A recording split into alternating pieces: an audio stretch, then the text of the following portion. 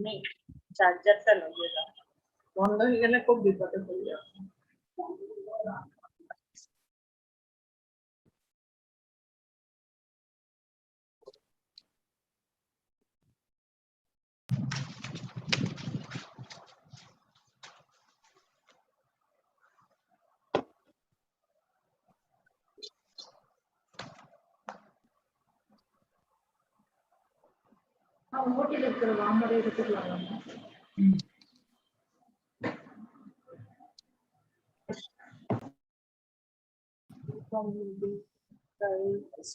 Institute, former professor of Government Medical College, Salem.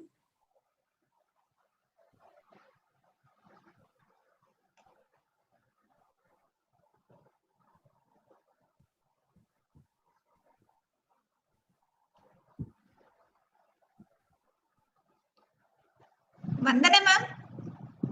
Good evening, good evening. Ma'am, can you rename yourself? It just says IMAHQ 92 on this. Can you rename yourself? Just a minute if I can. Yes. I'm not too good at it, but still. Ma'am, there is 3 dots above your, this one. That you just click, ma'am. There will be option of rename. Where is it? Ma'am, just go to the top corner, ma'am. Top corner of your name. Yeah. There you will see 3 dots there. Hello, Erika. How are you? Just a minute. Erika. I'll do that. Just a minute. Welcome, Dr. Madhuri ma'am. Hi. Hi, Narmada. Hi, Madhuri ma'am. How are you? I heard a familiar voice. So good to see you. So good to see you. Ma'am, I've been waiting for you. Logged in. Yeah, she's been waiting for you, talking about you all this time, ma'am. Erika has been so, absolutely perfect in conveying all the link and coming, giving me all the details. It's a pleasure. Yeah, ma'am. Erika is you're working hard. with her. How is the Erika? Erika. Namaste, sir. No, thank you very much. You go on. Thanks. Sir, your video is off, sir. Okay. Madhuri ma'am, I put it in all our groups, ma'am.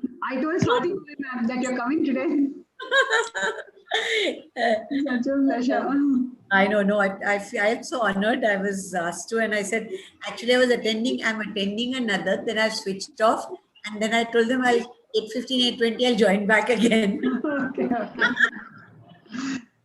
Ma'am, now where you're posted, ma'am? I'm in Delhi. Delhi only, okay. Now I'll be here till I retire. I'll retire in October. Binoy Agural, sir. Hello. Binoy Agural, sir. Hello. Binoy Agural, sir. Ma'am, we'll not allow you to retire from IAP, ma'am. We'll pull you into IMA also. Yeah, absolutely. Madhuri. This is Yashoda. Okay, hello. I mean, she's one of my mentors from in Tamil Nadu, ma'am. Okay. When I came to IMA. Thank you for coming. I think we should thank Dr. Erika and Dr. Vinay Agarwal to get you into this platform. We're able to see you, otherwise it's very difficult. I feel so honored, ma'am. It's so nice to join up with all of you all.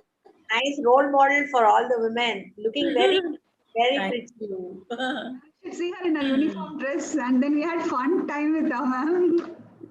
We had time with her in the executive. Nirmala, all the panelists is there? Not yet. Yeah, I think they'll join. I have also checked that. It says IMA HQ 92. Check the names. Yeah. They have not changed their names, ma'am. That's why. Yeah.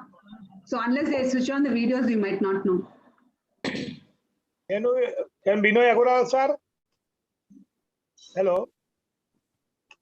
Binoy Agural, sir. Can you hear, sir?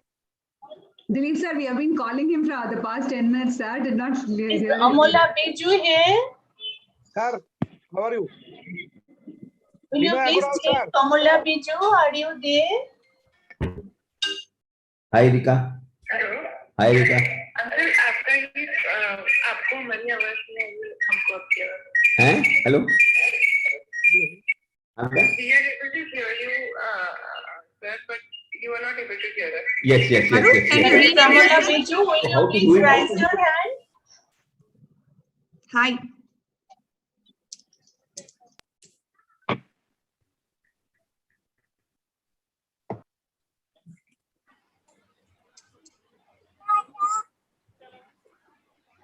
Secretary is joining from there? Yes, from here.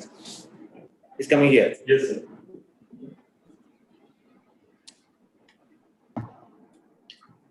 Nirmala, you have got 4 panelists here. Good evening, sir. Dr. Jailal, sir. Good evening, good evening. We'll join that by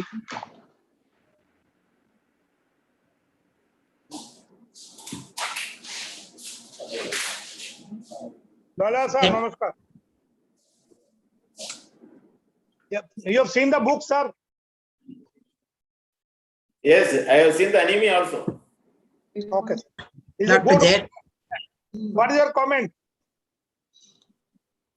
Good evening, Dr. Jailal. Good evening, good evening.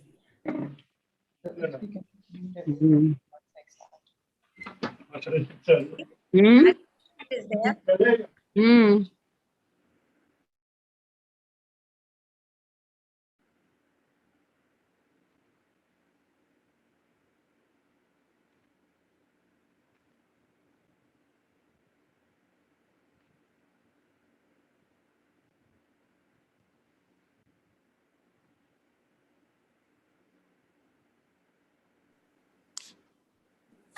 Yes. Good evening, everyone. Shall we start the program? Yes, good evening, Erika.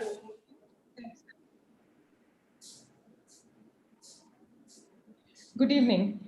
Once again, I welcome all the speakers, faculties, chairpersons, delegates, panelists, everybody. Welcome, a big welcome to our National President, sir, Dr. Jailal, sir, Dr. Vinay Agarwal, sir, and Safe Motherhood Committee Chairperson, Dr. Dilip Kumar Datta, sir. Thank you so much, everyone, for taking out the time to be here. As you know, IMA this year has started off Doctor's Day as Safe Motherhood Week, and we're going to be having these webinars, informative webinars for 7 days. Today's topic is a healthy pre-pregnancy. As you know, even before a woman bears a child, there is so much that happens in her life, both physically and mentally. And since we want to make the entire pregnancy safer for her, it is very important that we fix all the other issues before she tries to conceive so that she does not have any complications during pregnancy. I will not take up more time and I will quickly hand over the mic to Dr. Nirmala Vijay Kumar, who will be heading today's session. Dr. Nirmala, over to you. Hi. Thank you, Dr. Erika. So a warm welcome to everybody. Today, as Erika had mentioned, it's all about pre-pregnancy. And the theme is that what you sow, you reap. So if we are going to be sowing malnutrition, then we will be reaping anemia and its pregnancy complication. If we are going to be sowing overnutrition, then we have obesity and then its complication. If you're going to be sowing poor hygiene, then there's infection and its complications. So basically what we sow, we reap, and prevention is still the best form of cure. So till this point, we've been talking about prevention. And who better to head today's woman of eminence with her word of wisdom than Lieutenant General, Doctor and Pediatrician Madhuri Kanitkar, Madam. So it's like a great privilege and a big honor. I've been hearing a lot about her from Dr. Narmada ever since we logged in today evening all day. The excitement is palpable and we are very honored to have you here with us, Madam. Let me just share your slide of introduction and then we would love to hear from you. So, screen share.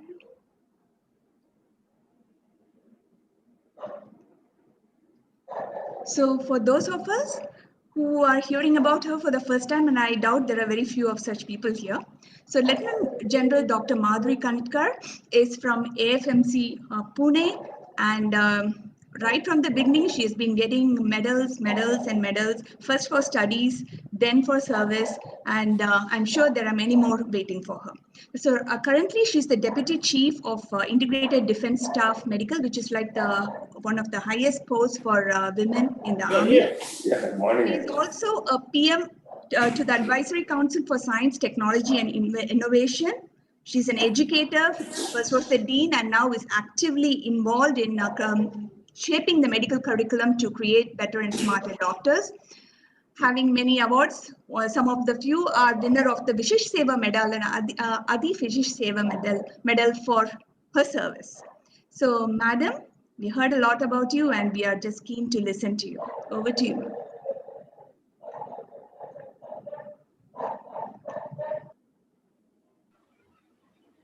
Yeah. Am I audible? Yes. Yes. Thank you so much. And Jai Hind and a very good evening to all of you.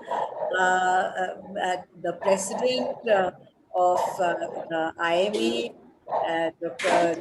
Jailal, Dr. Vinay Agarwal, and all the dignitaries. I see so many senior people, Dr. Vandana, people who have put this together, and of course Erika and my good friend Narmada. I mean, it's so nice to see all of you all. At the outset, I'd like to compliment Indian Medical Association, which always comes up to the situation and the requirement of what society needs, and it's a fantastic body which works together in lot of issues. So so aptly during this Safe Motherhood Week, you launch it with a webinar which can reach out to everyone. So my compliments to you, and I thank you all so much for inviting me to and giving me this opportunity to speak to you all. I think it is so important that we look into preventive health. I think somewhere along the line, the whole medical profession itself, I say that medicine is ailing today. And it is only organizations like the Indian Medical Association which can come up to it and treat this ailment. Because if you looked at it, why I'm giving a little 2-minute introduction is because Safe Motherhood is all about prevention. And I think today a stitch in time saves 9, and we have to look at prevention. So what if we look at what, after independence, what the Boer Committee and what was envisaged was a beautiful 3-tiered system. And at the heart of this whole primary health care was preventive health care. But after 70 years of independence, we still are battling with maternal mortality, neonatal mortality, and these are ailments which no developing or developed country can be really proud of. And it's very heartening to know that today even the government has seen that this is going to be the cornerstone. And we have to shift our gears if we are going to use that health budget which is being promised. I think the organizations like the IMA will have to come for the forefront and take on this load and see how we can bring this. And in this whole thing, I feel what is at the corner of it is the family physician. The good old GP who had more care than cure, and patients got well. And I think 80% of the times, it is this kind of primary health care where you need to talk to the people, where you need to allay anxieties, and where we all need to work together to take this forward. So if we have to think like that, then what are the ways ahead for us? And this being Safe Motherhood Week, I think, and we can have it on the backdrop of the COVID pandemic. The COVID pandemic has exposed the underbelly, I would say the undermid belly of the medical profession. And it was, in spite of amount the doctors have done, it was so disheartening to see there was still violence against doctors. And this was one time where we would have expected society to just really come up. It is not enough that, the petals are showered and someone says very good and all. It is that it has to come from within uniformly everywhere.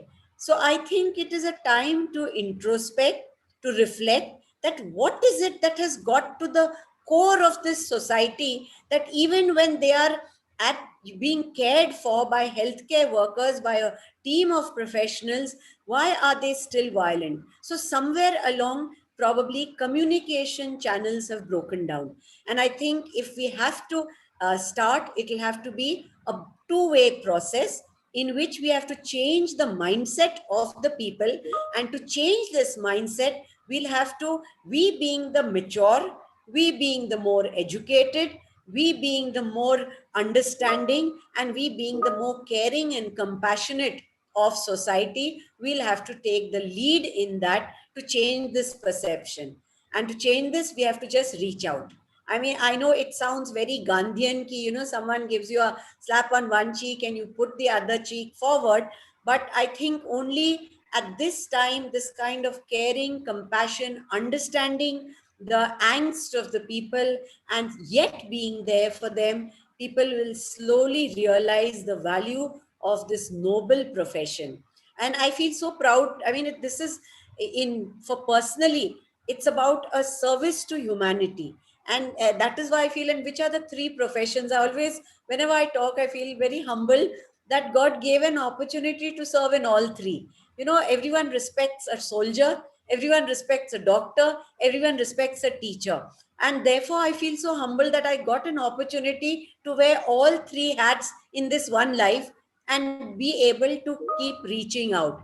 And the love and respect one gets for this shows that people still look up to all these professions as role models, as people who care for society. So with that backdrop, and now this vision of being on the Prime Minister's Scientific Technical Advisory Committee, as well as Niti Ayog's committee, where we are looking at post-COVID, how do we take, what do we want to look at healthcare? And we had the president of the IMA also join this, Dr. Agarwal was there, and there's a lot of thought process which is going on. So with this backdrop, since we are looking at safe motherhood, and I think it all future generation would start from there.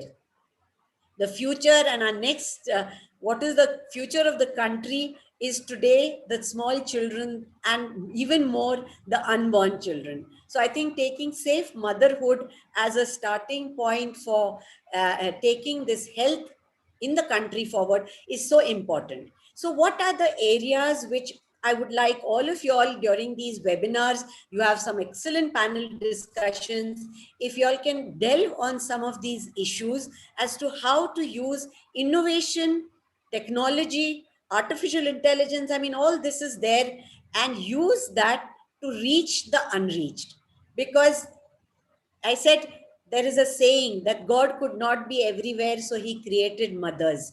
And in that today, we can say that doctors cannot be everywhere. So we have been given technology. And in that, at the core of it would be telemedicine.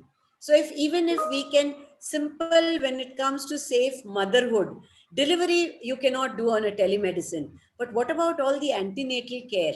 Can we create packages? Can we create app-based to reach every pregnant woman and even a pre-pregnant young adolescent girl? It starts from anemia.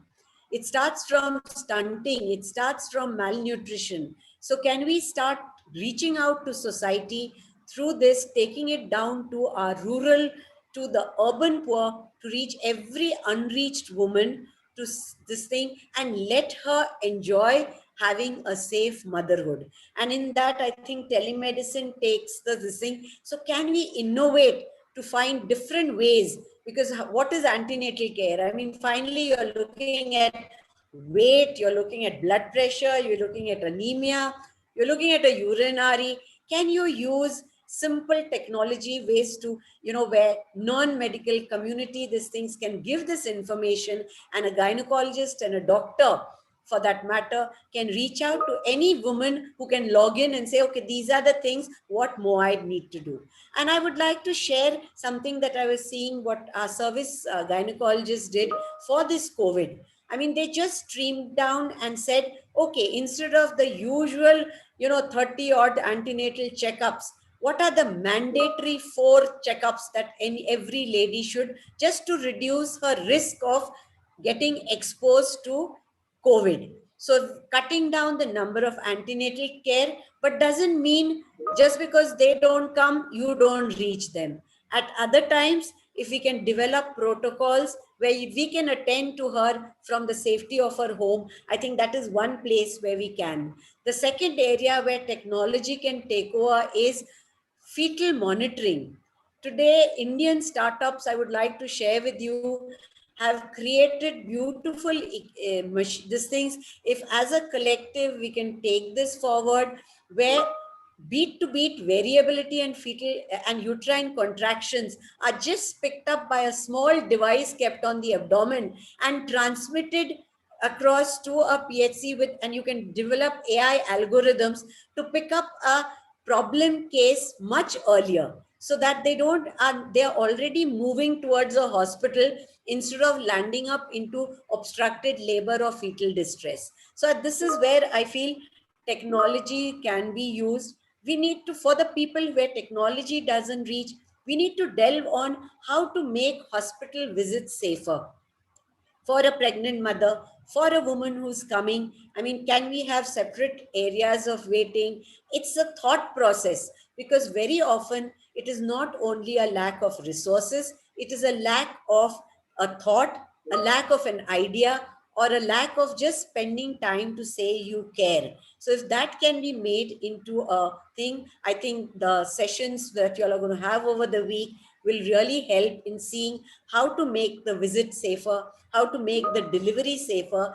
And then there are mental issues. We have to address mental issues of, like for all other society, in COVID particularly, the mothers are even more scared. And even the educated mothers, I have my own daughter-in-law has just 1 month back delivered, but throughout the year of COVID, I know as a prospective grandmother, the kind of support I needed to give. She was lucky. She had me as a mother-in-law who could keep explaining to her. Can we reach this to every pregnant girl to say, do not fear, we are there. Allay her anxieties, because there is a fear of getting sick. There's a fear for her unborn child. There's a fear of, how will I deliver? Will it be a COVID hospital? Will I get COVID while I'm there?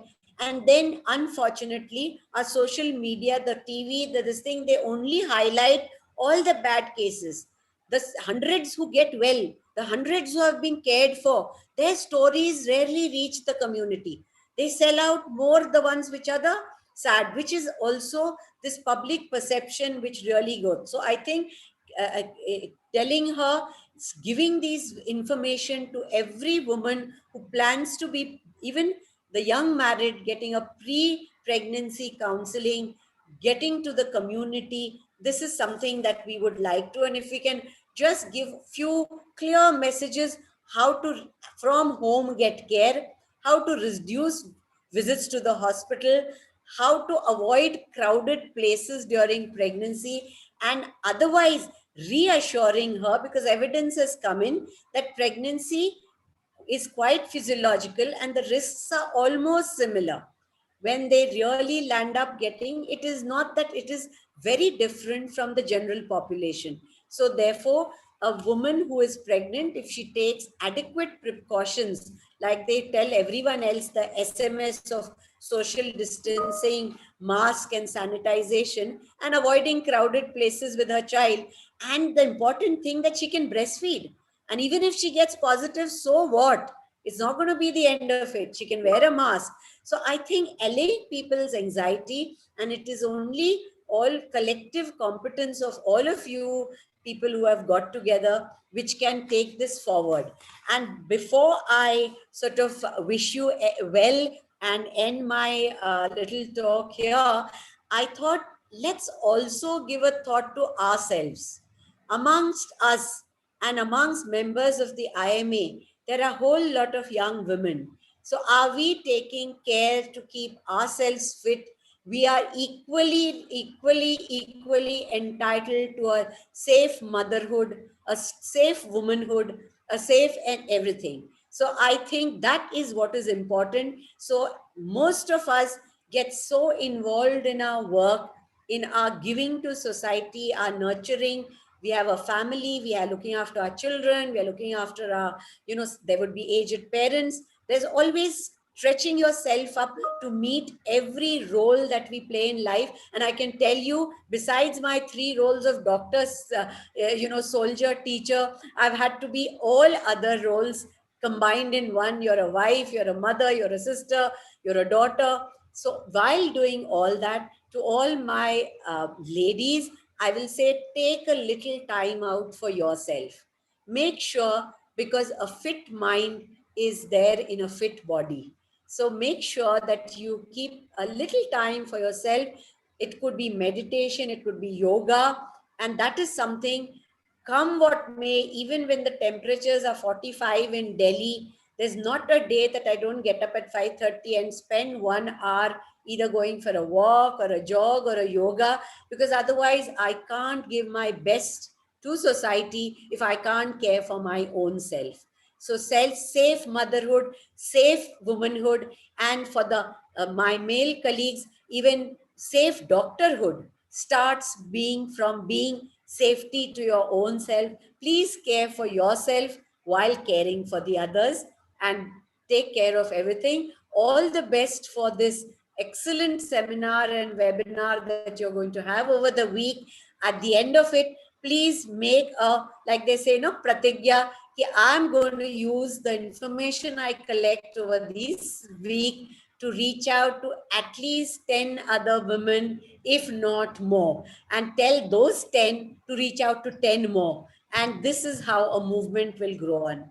Thank you very much. All the best to you, and Jai Hind. I wish I could whistle, ma'am. It's like really very, there's so much full of positivity, and you have done justice to all those 3 roles that you mentioned: as an educator, as a doctor, and as a soldier. You make us women, as proud as women, as doctors, and as Indians. I told you will whistle at the end of it. Yeah. Whistle is more appropriate, isn't it, Dr. Narmada? Yeah. So, Madhuri ma'am, I had watched your video, and one of your quotes, you said that as a leader, you should rule with your head, but lead with your heart. Today, you were talking about what it feels to be a pregnant woman in this COVID pandemic. You made us think from the point of the pregnant woman, and that human-centered design for service providers, and I loved it. Thank you so much, ma'am. So as we are all on virtual, it's just you're going to be a virtual memento for you. And of course, this can never compensate. So I know you're busy, you're leaving for your another meet. Thank you so much. Have fun, ma'am. Thank you so much. Okay. Bye-bye. Bye, All the ma'am. best Thank you, to ma'am. all. Thank you. Absolutely. Thanks, ma'am. Bye, ma'am. Thank you. And now we go on to the program. So I'm going to be introducing another amazing person. So she's going to be the chairperson of this panel discussion that we are going to be having. We know that anemia is an issue, but what about other lifestyle disorders that are catching up quickly? By other lifestyle disorders, I mean the disorders of sleeping, of eating, of not having enough exercise. And to moderate this, we have Dr. Vandana Punia. So let me give you a few words of introduction about Dr. Vandana Punia. We know that she's the chairperson of WDW Haryana. She hails from Rajasthan and is a consultant of the Vandana Heart and Maternity Hospital. But she's been extremely active in a lot of ways, both in IMA and FOXY, being an activist in Mission Pink as well as Women Doctors Wing. So she's also has a social work done through Lions, Rotary, and Bharat Vikas Parishad. We don't have much of Bharat Vikas in the south.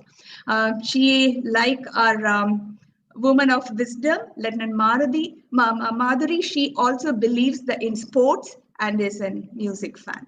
So, Vandana ma'am, you're the chairperson. Thank you, ma'am. Thank you. Thank you for the lovely introduction, and thank you for giving me this opportunity to chair today and participate in this wonderful program of IMA, that is Safe Motherhood Week. And it was a pleasure and honor to share the, I would say, the screen with ma'am, Madhuri ma'am, because Yes. I have I would say that I belong to an army family. Everybody in my house is an army personnel. Apart from me, I think I'm the only civilian. So, so that I could relate what exactly it feels. And there was a time in my childhood when I really had thought that I would be joining the army, but as life could have it, I could not do that. But my father was in the army. My brother is there. My brother-in-law, my Tauji, Taiji, Dadaji, everybody is in the army. So I can really it's a proud moment, you know, when you share something, a screen with somebody as nice and as talented as Madhuri ma'am. We've heard so much about her.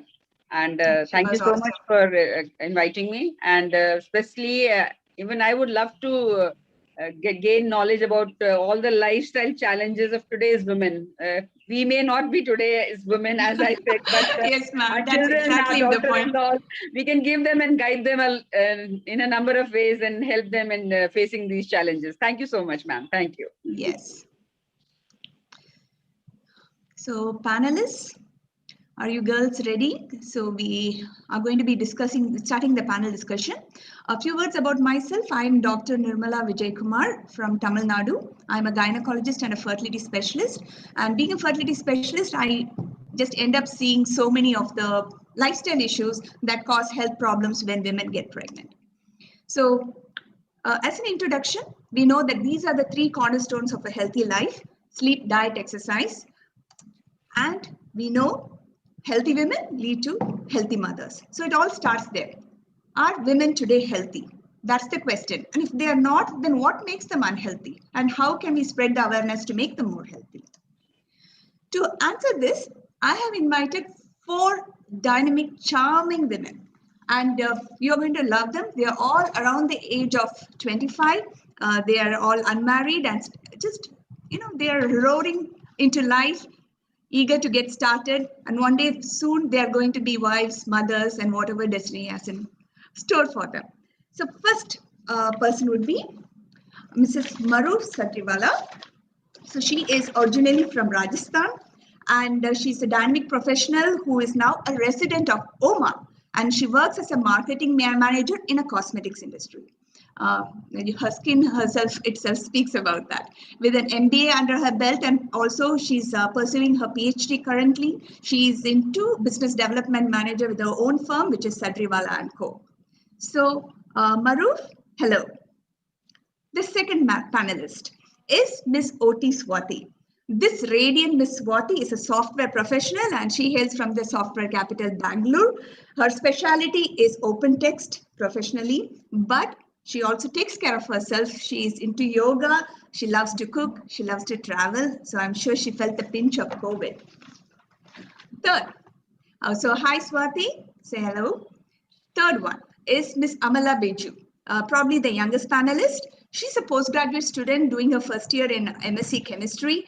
She's a lover of music, is into arts, pencil sketching. And when I was talking with her, one of the sweet things she said is that she likes to personalize her own clothes with embroidery. So a raring young girl. The fourth panelist, Ms. Dikshita Nahar. She's a content and communication specialist hailing from Mettupalayam, Tamil Nadu, MBA from Singapore and a BSc in electronic media. An animal lover, has a beautiful ginger tomcat called Charlie. Said she's not feeling too well today, but she has managed to come. Was worried for her sore throat, but Dikshita, we will manage to interpret whatever you say. So, sorry, I forgot to change the slide. So this is Swati from Bangalore, Amala Baiju, postgraduate student from Kerala, and Dikshita Nahar with her lovely cat from Tamil Nadu.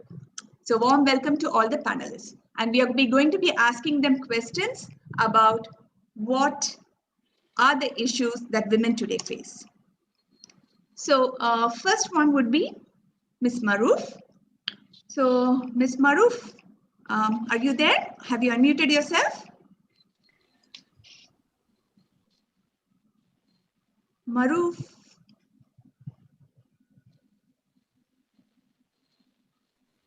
I request all the panelists to switch on their videos.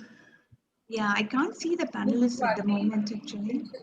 Miss Maroof and Miss Amala. Thank you. And you can name yourself also. Yes, thank you. Yeah, Maroof, can you hear me?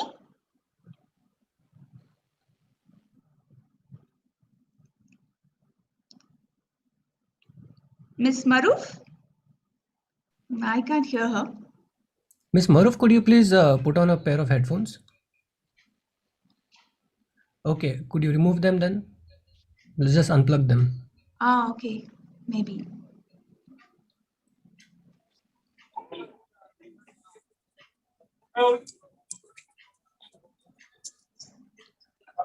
I hope you've turned them off, ma'am. We can't hear you at all.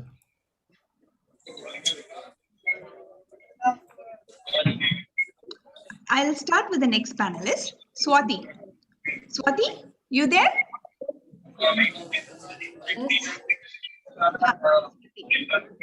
Say hello. Yeah, okay, I can hear you. So Swati, we know that sleep is now strongly linked to hormonal disturbances and obesity and PCOS. So how common is it for girls to get 7 to 8 hours uninterrupted sleep at night? Actually, I would like to say that it's very uncommon these days because of lot of factors that are affecting us. So yeah, we do know that a good sleep is actually it is very important for our overall well-being. But unfortunately, as the research says that 2/3 of the women get less than 7 to 8 hours of sleep each night. So there are natural factors like puberty, menstruation cycle, pregnancy, menopause. All those things do affect the sleep quality for us. But apart from that, these days for working women, we do exert ourselves at work. We do have night shifts, and we do stressed for what will be our career options or about financial support and all those things. So all these things are taking a toll on our mental health and physical health. So that I think is affecting our sleep. So one more thing is we feel like, okay, we might not be aware of how important the sleep is for us. Like one day we will feel like, okay, if I don't sleep properly today for one day, it's okay, it's not a big deal for me. So yeah, we keep forgetting that how often we repeat that thing, and it does have adverse effect on our health. So Thank you, Swati. Yeah. Thank you, Swati. To overcoming that one, I think we should be aware of how important the sleep is for us. Exactly, it's a big deal actually. It's a big deal. It might be just binge watching one movie, or it might be taking on an extra few shifts, but it adversely affects health, especially when you're in the reproductive age. Yeah. Dikshita? Hi, ma'am. Hi. Yeah, hi. Glad you could, you changed your background. So, how common is it for girls to skip breakfast? Now, skipping breakfast seems to be linked with PCOS especially, and also irregular periods and other hormonal imbalances. So, and I find that a lot going. So, what do you have to say? So I am someone who used to skip breakfast a lot. It has never been my favorite meal of the day. And I think apart from PCOS and other medical condition, it's also mental health that really counts when it comes to eating. So I have faced some situations where I am really looking forward to having my breakfast. I look at the plate and I just don't feel like eating anymore. So factors like stress, and now that we are working from home, we are going to sleep while working, we are waking up while working, everything is happening simultaneously.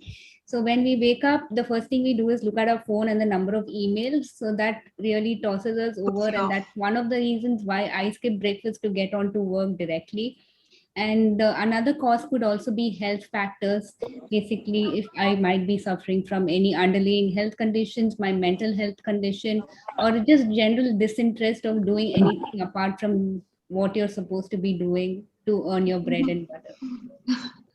True. There's also this misnomer that if you want to lose weight, you skip a meal, and that meal unfortunately happens to be breakfast.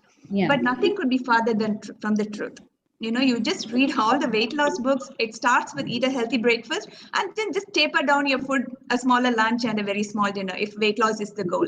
But most girls prefer to just skip breakfast, and that puts you into starvation mode, and you end up gaining weight, and then the problems of obesity kicks in. So breakfast is still the most important meal of the day. Thank you, Dikshita. Maru, can we hear you now? Miss Maruf, is your audio fixed? No, isn't it? That's such a shame. Okay, Amala. So Amala, here's another problem I often think girls have. That's not getting enough fruits and veggies, because first of all, it's not as handy as a samosa or a pack of biscuits, for example. Swiggy doesn't deliver fruits and veggies, and also even if it does, then there's this problem of cooking probably. So how commonly do you think women reach this goal? And what are the commonly eaten fruits and veggies which are popular with girls your age? Amala?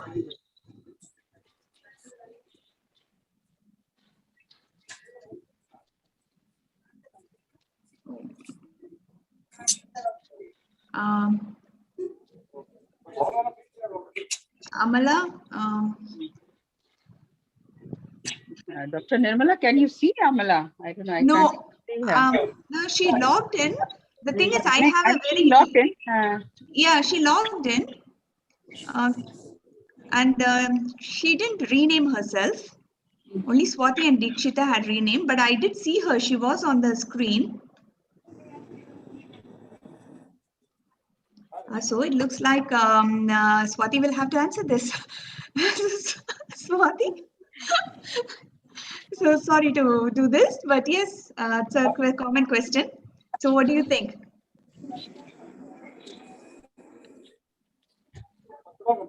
So it's like, yeah, we don't usually go to prefer with this veggies and fruits all the time. So it's actually, we don't even remember to eat it most of the time. And yeah, there are deficiencies that we face, like at that time we realized like, yeah, we do have to eat a lot of veggies and fruits to get out of this. Yeah. It's kind of like it's not very easily available, isn't it? It's not, if you buy it, then it wilts off or it loses its flavor. And, most of the time that's it. It's fresh for one day, and after that, you don't feel like eating it. That's what the most common complaint. We just get it and we just keep it somewhere, and it will be like out of sight, out of mind kind of thing. But now isn't it? It's a big deal, actually. And one of the main reasons we are having so many lifestyle disorders popping on girls these days. Not just girls, actually, it's also boys, but the topic is not safe fatherhood. So we'll focus on the girls for now. Exactly like Dr. Nirmala said, basically it's not easily manageable. So I think we'll have to console, or we'll have to counsel the parents and the mothers that whenever they go out, please cut a plate full of fruits and put it in front of her. It's going to be somebody else's duty, and then she can have it. So I think this part, exactly as she said, it is, they really don't, they don't even think that they should be eating a lot of vegetables and raw. Food is not a big priority when you're in your 20s, right? They are not a priority. And in the same contest, I would say that skipping breakfast, as initially she said, I think I would say more than 60 to 70% of the younger generation is skipping breakfast. One thing is, of course, their sleeping pattern is not correct. So they get up late and they don't have sufficient time. They just have time to get ready and then they just go to the office. They're getting late for the office. So breakfast is not a priority. Secondly, they sleep late, they eat late. So they are not hungry when they're getting up. They don't have an early dinner. So they are not even hungry. Their body doesn't demand breakfast, basically. And so that is another reason. Their cycle is vicious. Their sleep pattern is disturbed.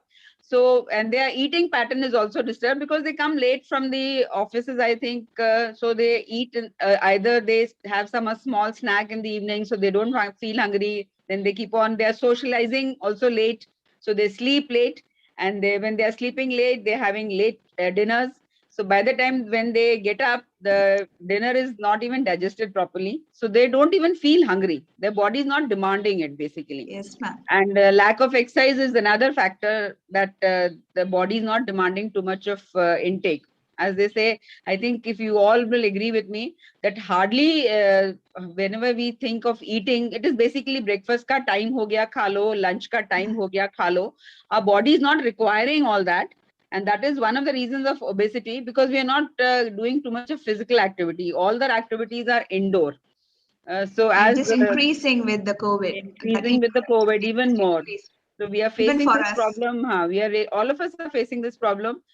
People like me, I would say, or a few who are a little more on the plus side of the age, they are thinking ki theek hai, kaam karo, look after yourself, look up, because even if you are not fit, you will not be able to be of any help to your family. But the younger generation is going into just eating and sitting and then sleeping at odd hours, and working, studying, and working and studying, just sitting at home.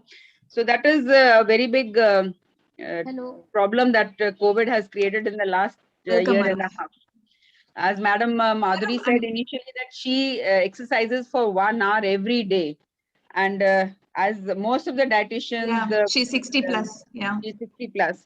So that is a very, very important factor, that you have to eat properly and you have to give time to your body at least for 1 hour. Maybe if you are indoor, do a yoga, do a aerobics. The girls are very interested in dancing. Whatever exercise you can do, give 1 hour to yourself.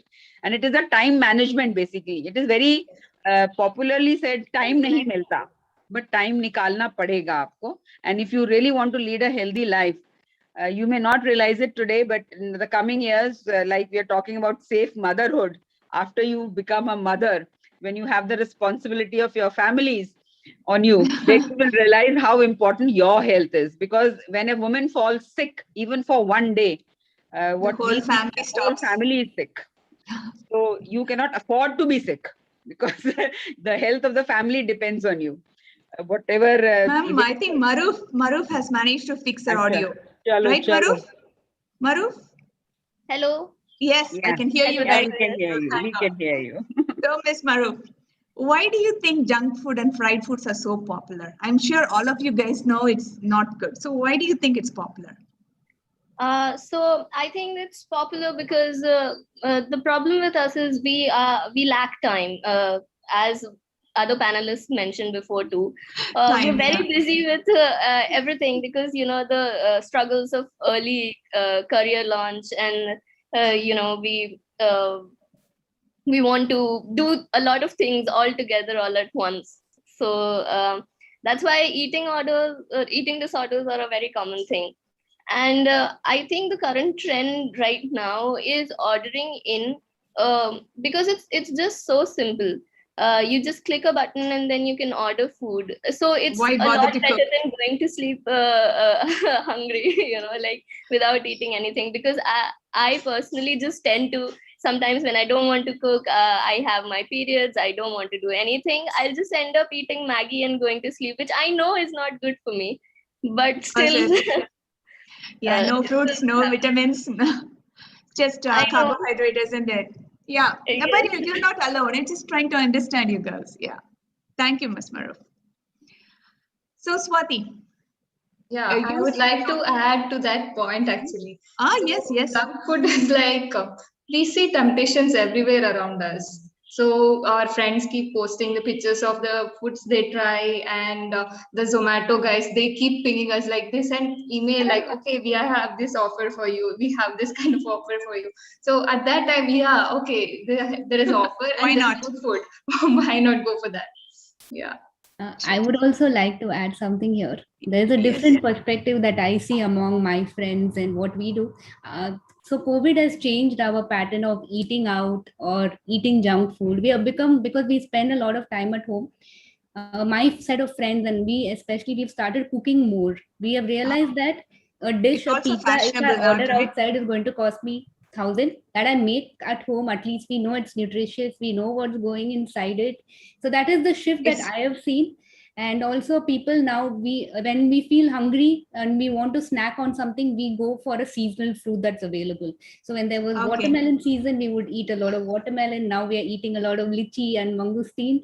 So I like in our early 20s, definitely 1820s, definitely we gravitated more towards junk food. So as people grow, they say that things like the thought process change, the things we want to eat changes.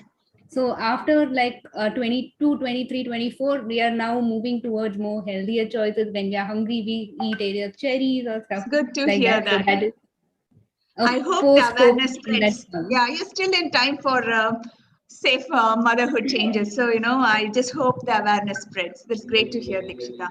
I see more women and men too into cooking as well. So I think COVID has brought about that as a trend.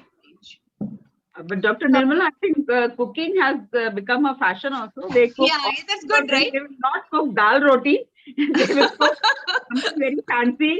Click a picture, post it on Instagram. Baking with all the So, but of course, even that is better than eating things from outside. Even that, whatever is that change is good. Yeah, continue, madam. Yes, Patel, sir.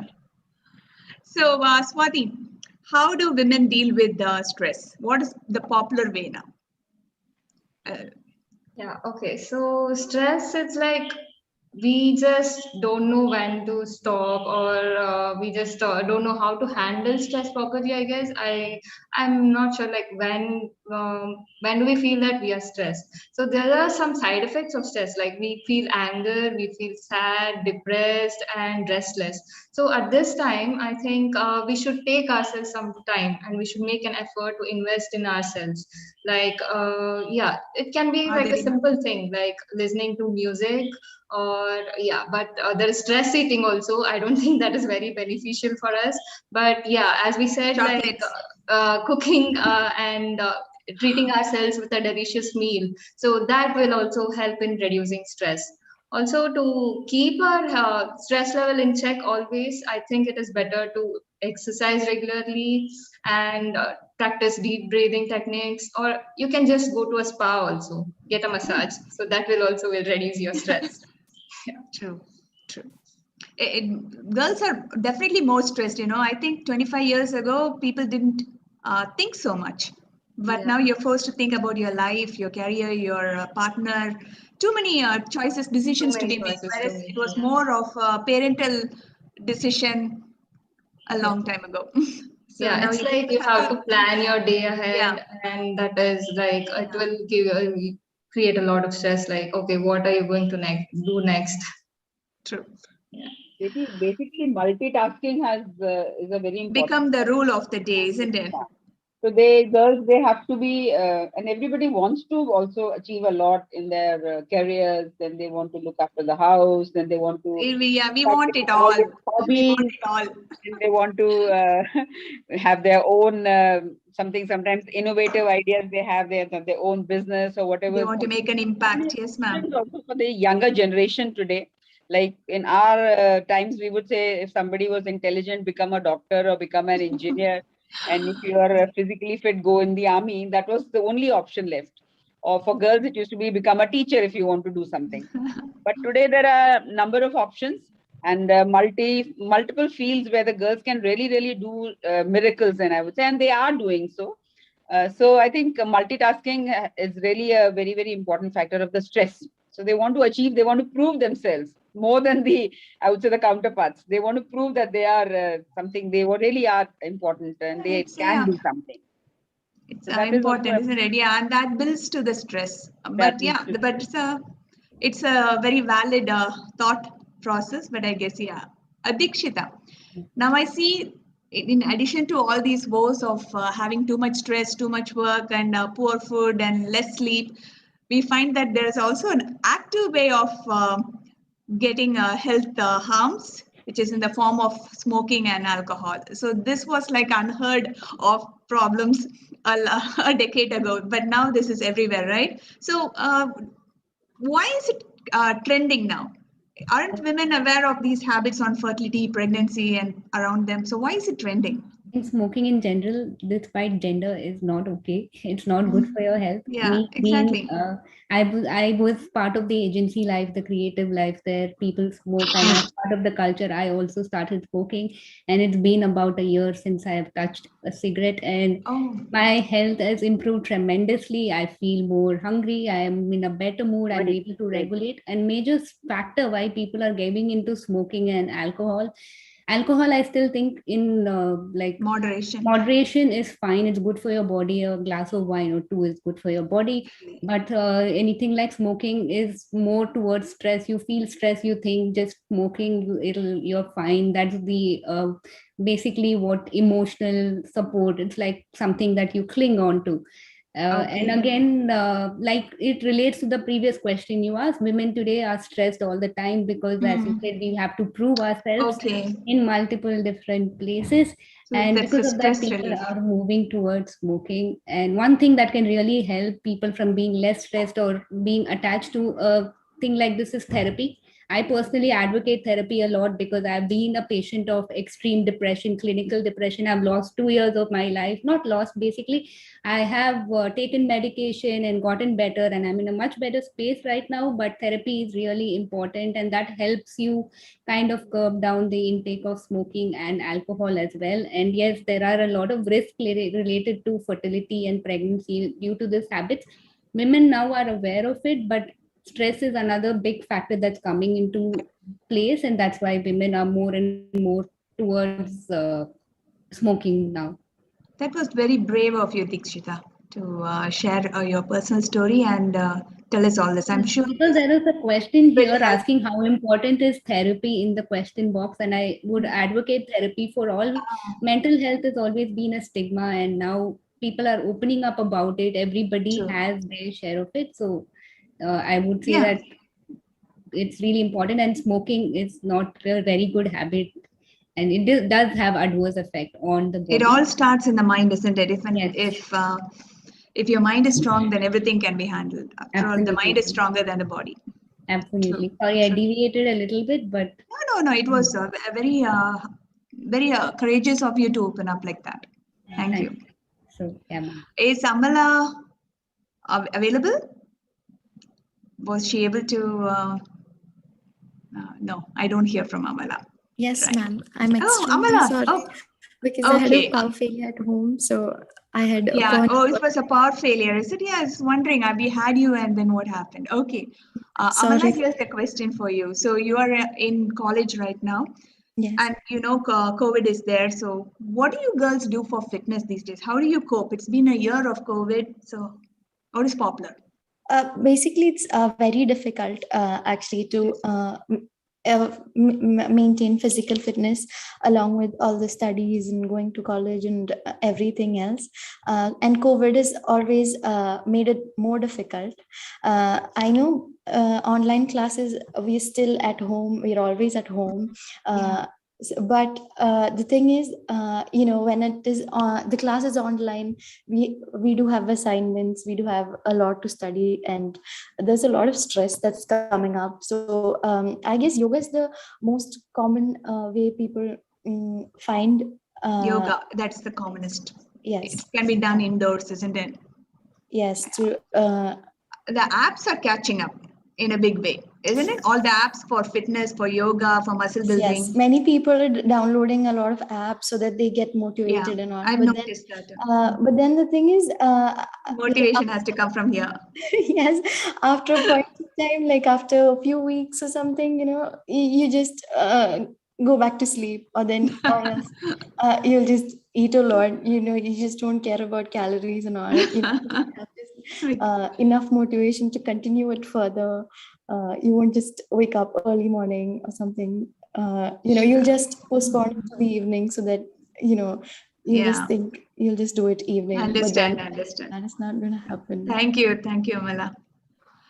So panelists, we discussed a lot of things, and this is a common question for all the panel. So we from the Indian Medical Association Safe Motherhood Committee, we are designing a health bot with a menstrual tracker. Now, we mentioned that irregular periods, PCOS, obesity, all are actually put simply, are lifestyle-related diseases that are on the rise now.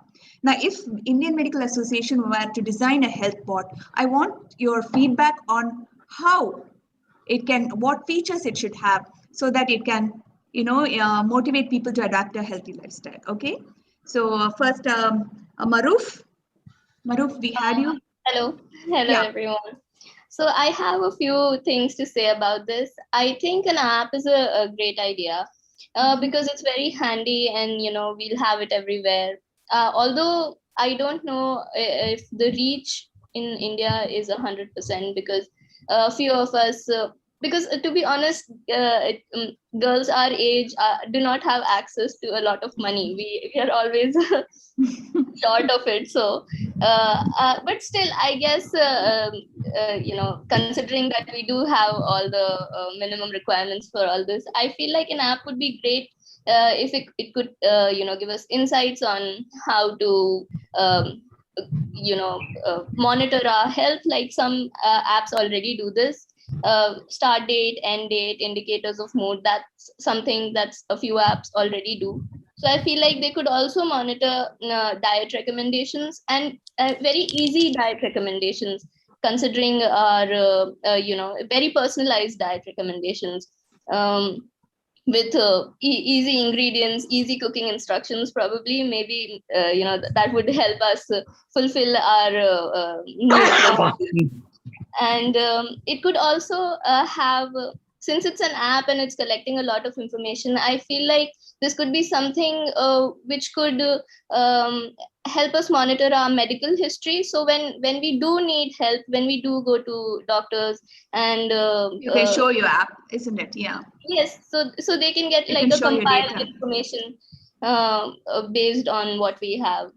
And then it could also motivate us in a way. So since not all apps motivate, in the end we all give up. So maybe it could have a feature, something like, online we can accomplish rewards like points, or maybe Gamification medals. points. Yes. Groups, Yes. leaderboard. Sort of things. Leaderboards, maybe. Yeah. Okay, that's nice. Yeah. Swati? Yeah, hi, yeah. So I think the bot, if or any app, if Indian Medical Association makes it, I think people will definitely trust it, and they'll feel like, okay, this is a trustworthy source. If the information given over there, people can easily trust it. And one more thing is like, okay, we need to create awareness of what exactly this PCOS is and what are the early stages of it, how we can know that we are actually suffering from it. So it's like, if you suggest, okay, if you are facing these kind of symptoms, so maybe you need to do a health checkup, like these kind of checkups and all. These should be there. These FAQs should be there. Okay. So in identifying the early stages and all. So what and all, what is like, it is like medications are there, treatments are available for it, and all those things. So one thing I have seen in common is like we do self-research a lot. If we see some symptoms in our health, we do a self-research. So yeah, if there is someone to guide us, what has to be done, where we should real go, doctors in the app can help, right? If because since everything is online, if the app also guides you towards the nearest doctor to give you real advice, that could be helpful. Yeah, something we were thinking about. Yeah, and one more thing I could think is of, we do a lot of health checkups, and if there are any issues in our health, doctors do mention it, but what exactly the scores in it mean for us? So if there's something to help us analyze our reports and help us give a better insight of our health, I think that would be beneficial. Okay, like for example, a thyroid test. So what do you do if you're FAQs on that? We will. The values, we don't understand what exactly that means if we just see the report. Yeah. Thank you, Swati. Dikshita. Yeah, ma'am. So apart from the things that's been covered, if we could have live consultation, because going to a hospital nowadays is a very scary. If we could have live consultation with the top doctors, and also a little bit on sex education, because premarital sex is something that's commonly acceptable. Yeah. According to a research, about 70% of parents are okay in India with premarital sex. So if we could have a safe platform where we could talk about any kind of gynec issues that we might be facing, because that could lead to a lot of underlying health issues, right?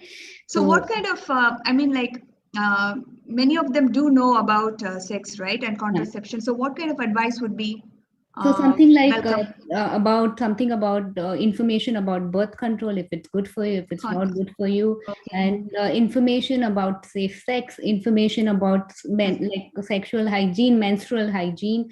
If there's a safe space for women to come and talk to people, or among themselves also discuss these things, that could like a small community group where people could share their experiences and learn from each other. And apart from that, we could also have features such as being able to buy medicines from the trusted source, being able to find where you can find a nearest vaccine center. If these are the things that could be added additionally to what is already there on other health boards, it would be very helpful. Probably, yeah. A vaccine is a big thing, yeah, because they already, it's a big project, but it's great. I'm sorry, can I add something to this? Yeah, Maruf. I feel like, in addition to what Dikshita said, it'd be great if we could also be, since we are talking about premarital sex, it's great if we young people, because we're very scared about because there's a lot of taboo surrounding it still. So it would be great if we could be guided towards safe clinics, or maybe people who help us, like if we need instant help, because we don't know what's going on, don't know if so yeah, real doctor to discuss things with, because these adds on to a lot of anxiety. So that causes a lot of other problems. Agree. That's a part of, it's just a part of being a woman. It doesn't even stop with preconception. It continues throughout your life. Amala, so what do you have to say as the youngest member of the panel, Amala? To add on, I would like to say it would be good if we could track our symptoms, and like if you could write down our symptoms like headache. Track your menstrual symptoms.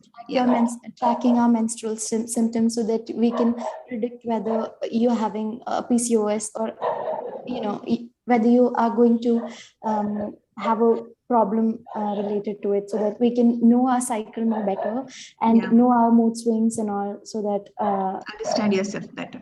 App giving reminders to us and all, and also for maintaining the physical fitness, as I said, it is very important to stay motivated. So I guess if others are also with us in this, I think we'll get a little bit encouragement or a motivation, so that if daily tasks are given for a particular physical task, like to burn a specific amount of calories or something, and you're having a target and you're just going to fulfill that target for the day, and if you've not done it, the app gives a reminder that you've not done your target, you're lagging behind while others have done the target. DigiShield, which is the company that is doing the app health bot for us, they are listening, so all your considerations will be taken. So thank you, girls. So with this, we come to the end of the panel. And Dr. Nirmala, I would like to just add on one thing. Yes, these young girls are listening to me, and I'm sure they might be thinking I'm a little orthodox. We are talking about premarital sex, and we would like to help you if you have any problems after that, and there should be no taboo also. But still, I would always request the younger generation, if you could avoid it, it is always better. We will not encourage premarital sex at any stage, at least. But of course, if you have any problem, don't feel shy. We will be there to for you to talk about it. And if you have any problems for your health issues after that, we'll always be there to help you and guide you and treat you as much as we can. But please don't encourage too much of premarital sex. That is one thing I would just like to add to the younger generation. Yes, ma'am. So thank you. Here are your virtual mementos. So thank you, Dikshita, Swati, Maruf, and Vandana ma'am, Thank you, Nirmala. Thank you, Dr. Nirmala. Thank you. It's been great. Thank Fun you so interacting with the younger generation. You Yes, always it was feel young when such an you eye opener, talk right? to I them. mean, When did you feel young when you talk to them, you know? yeah. Girls, you made our day. You made our day. Thank you so much, all of you. Thank you so much. God bless you. Thank you, ma'am. Thank you for this opportunity. So now we go on to the next program. Thank you all. And, Thank you so much. I'm really honored to. Thank you. Really did very nice discussion, and it felt Thank the you. need of Thank the you. hour for the youth. Thank you, Datta sir. Thank you, ma'am. Now we are going to have the next chairperson come on. So I'm going to, it gives me great honor to introduce the chairperson. And with that, we are going to move on to a speech by my teacher. So let's go on. Let me give you the pleasure of introducing Dr. Meenakshi Ganguly. Let me see, screen share. Yes.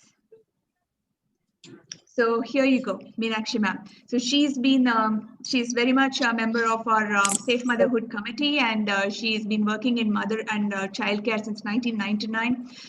She's here because her field of interest is women's issues in public health, an extremely active lady. You got the feel of that just interacting with her over the last few days. Active in government organizations, NGOs, and IMA related to women's health, and that's like a very overly simplified introduction. So over to you, Meenakshi ma'am, to introduce the speakers.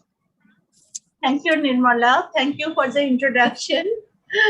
And today is the second day. We are running the program Safe Motherhood Way.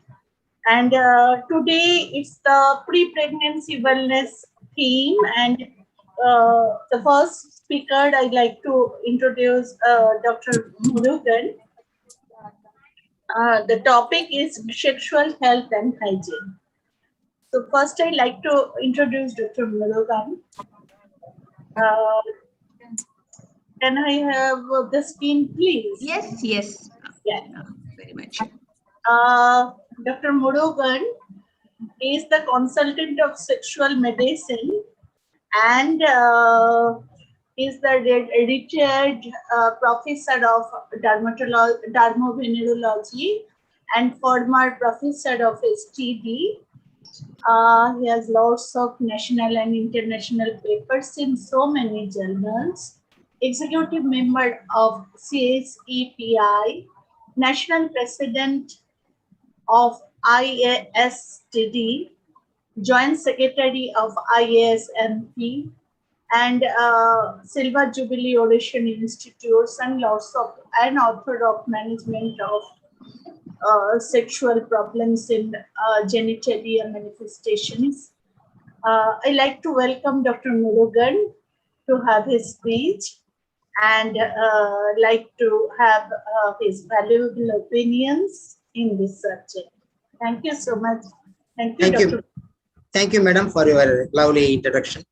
I will share my screen.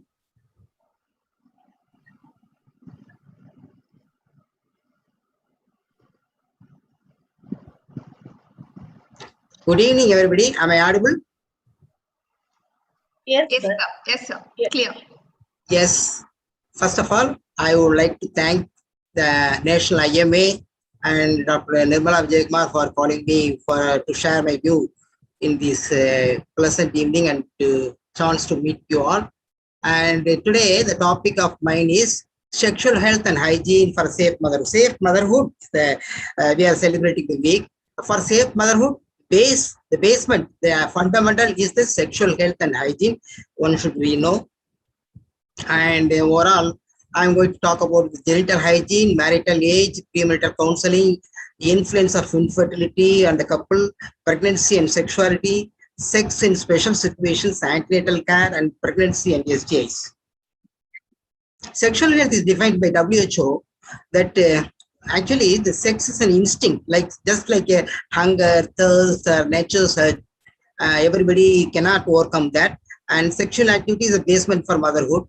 Sexual health is defined by WHO, the physical, emotional, mental, and social well-being in relation to sexuality, and not only free from any infirmity, dysfunction, or sexual health.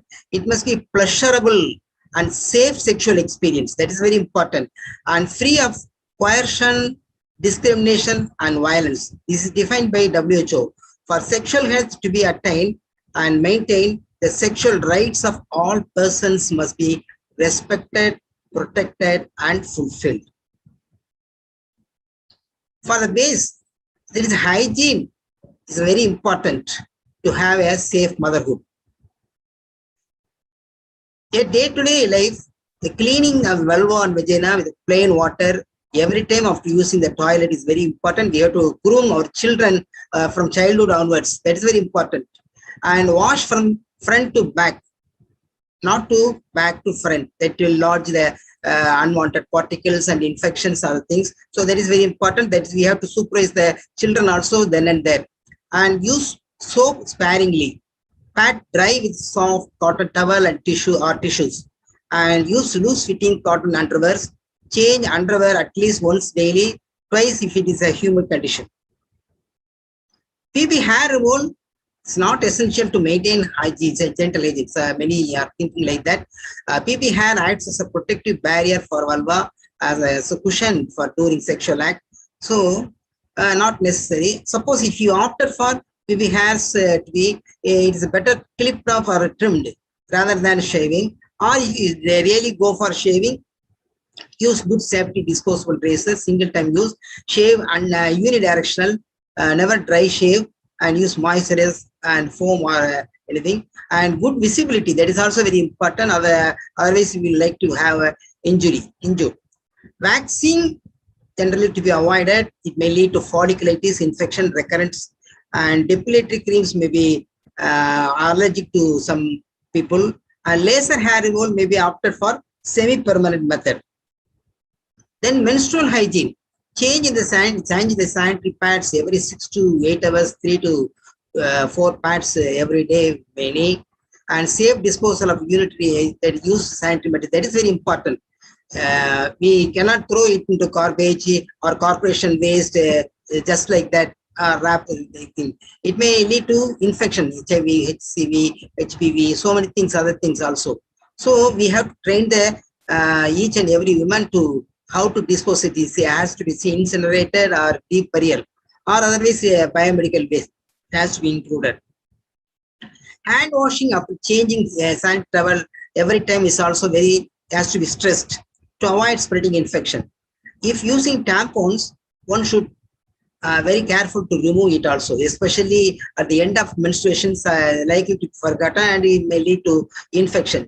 Twice daily bath is preferable during menstruation. Sexual hygiene. Wash the genitals area before and after sexual intercourse. Use barrier protection unless you are active trying to conceive. Though sexual intercourse during menstruation is not contraindicated scientifically, but it may likely to increase the risk of acquiring infection, and also sometimes may be cumbersome for both partners. That's according to their convenience. But as far as possible, avoid. And if there is a severe genital itch after the intercourse, rule out allergic to condom, lubricant, spermicidal jellies, etc. That's also possible. Stick always to monogamous relationship and avoid multiple sexual partners. Then next come is about marriage. That is a pre-pregnancy care must start from marriage. To reach the goal of procreation, it needs a platform, that is marriage, safer than living together. Trust is the soul of relationship, so can be attained through legal marriage and love thereafter. Nowadays, it is not uncommon to see men are getting married at late 30s and women are getting up to 30s. Women's reproductive lifespan is comparatively shorter, and however much you earn or own or however much you pay, you cannot regain your youth and your prime youth period. So umpteen number of reasons may be told for delayed marriage, sorted out by like studies, jobs, settling in life and siblings and get married. But all these problems were there even in the previous century also. The actually family size will be larger and everything, all problems were there. But they are able to manage marriage at early age. So fertility rates will also come down after the age of 35. Fetal anomalies and complications of pregnancy, bleeding, delay in delivery, due to lax uterus, fetal and maternal loss can occur with the late marriage. That we have to keep it in mind. So ideal age of marriage is better that a man has to get married before 28 years and women has to get married 26 years. That can avoid so many unwanted complications and retain good fertility rate. Preservation of youth, enjoying more intimacy. That is very important. Preservation of youth and enjoying more intimacy can care their children and groom their education, get married, seeing grandchildren, etc. before the couple's dusk of age. Premarital counseling next comes very important. No curriculum about sex education, either school or colleges. Parents and teachers are hesitant to talk about these matters due to our barrier of the culture. Misconceptions imbibed from illicit sources like friends, internet, and peers and porn. Sex considered as a taboo in many families, many places, and sin. Orthodox upbringing has its own effect on girls, especially. I will not do this. I will not do this on this day, like that. So premarital counseling is a need of our parents or elders or family members can inform. That is very important. Otherwise, it has to be imported by a counselor or an expert. Cultivate the habit of seeking premarital counseling. Intercourse has to be explained. Like many people, many girls, many people, even after we have come across, they don't know what is intercourse, how to do it, and it's offense, it's something forbidden, like that. So we have to teach them intercourse, especially elders, and sexual posture has to be told. Legs kept stretched always. Sometimes many people came with unconsummation of marriage, and that will lead to the male partner's esteem will be affected and confidence will be affected. They may end in erectile dysfunction, and one erectile dysfunction may lead to permanent performance anxiety and permanent ED. So dyspareunia and vaginismus also may be likely to be caused by this sexual posture. So all these things will lead to marital disharmony, even up to the extent of divorce. So we have to teach all these things in the premarital counseling. And importance of foreplay has to be stressed to the male partner.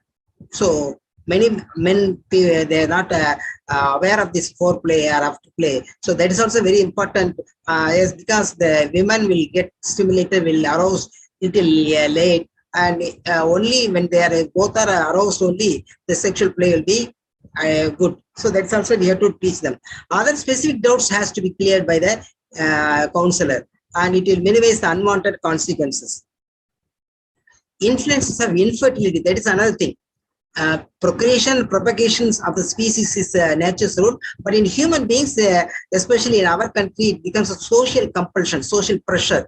Delay in conception has a large spectator guides and critics in society. Everybody will have their own ideas, their own, they implement on the couple. Immense pressure has to be showered over the young couple, poor couple, and leads to lack of confidence, sexual dysfunction, marital disharmony, and sometimes even ends in divorce. Suggestions. As per textbook and learner bodies, we used to start the investigation after 1 year after the consistent regular sexual contacts. But when the marriages are getting late, better to start the investigation 6 months after the continuous or consistent regular sexual contacts, as the delay would cause poor outcome and fetal anomalies and other maternal complications. Fertility period, the timetable sex.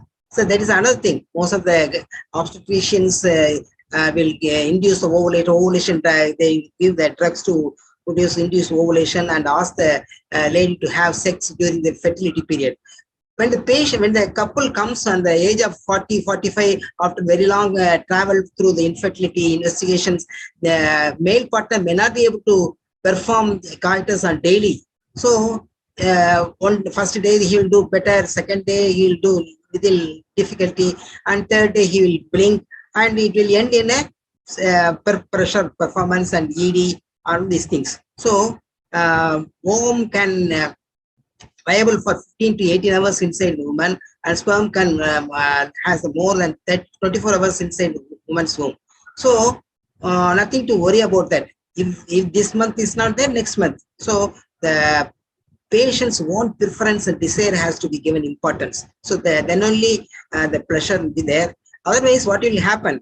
The woman will demand sex and men may not be able to do, and he will look her as a headmistress rather than a mistress. Pregnancy and sexuality. Nowadays, many are being advised to abstain from sex from the day one of the diagnosis of pregnancy and till the late preparium or completion of lactation. It is not necessary. Partner sexual urge cannot wait for such a long time. So sex has to be avoided during the first trimester if there is a repeated abortions or threatened abortions history is there. On the late trimester, when this repeated premature delivery or specific contraindications for sex, like bleeding, like this. So otherwise, during pregnancy, in the comfortable posture, there is no contraindication till the rupture of membrane. That we have to keep it in mind. Another thing is, women will expect the suggestions from the doctors, physicians, when to resume the sex following any surgery, cesarean, normal delivery, or cesarean section, or hysterectomy, like that. So, complete healing of wound, external or internal wound, may up to 1 year, 1 month or 1.5 months, then they can be allowed to have sex. Hysterectomy is not a halt of sexual activity. That has to be explained to that couple. And after cardiac surgery or heart attacks, that also people will expect. And if they are able to climb for 30 steps or 2 stories, or able to walk a kilometer within 20 minutes without any distress, they can be allowed for sex. And antenatal care should be very important, and they have to screen for HIV and syphilis, which can be transmitted vertically. So twice during pregnancy, that is twice during pregnancy, only the early trimester and the late trimester, to avoid the repeated infection or early infection or late infection. It should not be missed. If found infected, that treat the same appropriate treatment and start the treatment, regular follow-ups, and we have to prevent the parent to child transmission. That is very important, especially with the HIV. Other STIs, HSV, HPV, gonorrhea, these are also can be transmitted through children.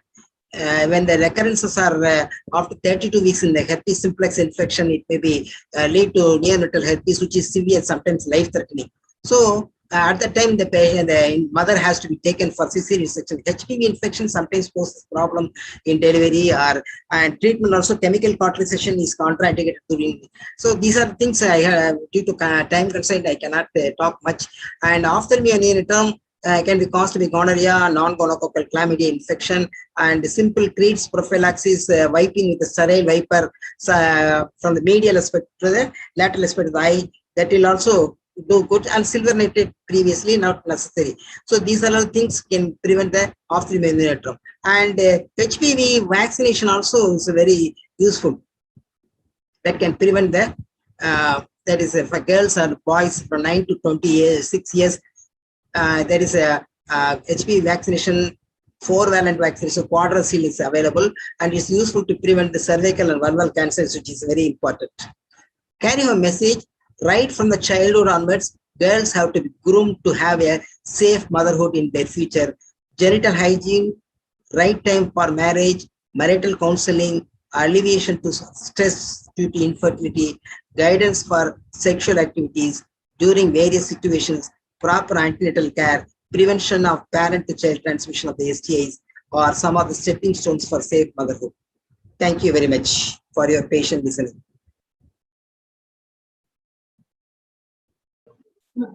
Thank you, sir. Thank you for the wonderful deliberation. Thank you. Excellent to hear from you, sir. Is there any questions? I haven't seen any question in the question box. Is anybody like to share anything? Yes. There are some questions. Let me see, Meenakshi. Yeah. Yes. We have a question from Mr. Dr. Arnav Rishi. So he said, "Good evening, sir. You said to wash the vulva and vagina with plain water.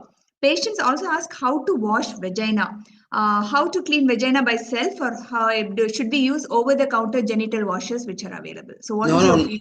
No, as far as possible, we should not disturb the natural, that is natural flora That will the natural flora when disturbed, fungal regrowth, fungal overwhelming growth will be there. So as far as possible, chemical douching and veggie wash are better to be avoided. Plain water will be usually sufficient, and vagina not necessary to be clean with forcible water.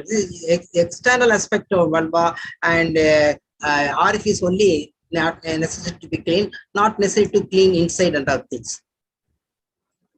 That will have natural cleaning mechanisms there. There is a common myth that you have to wash and wash. As I believe, there is also change in the vaginal pH. If girls use repeated water after everything, do you believe on that, or do you think it's correct to use more and more waters as well?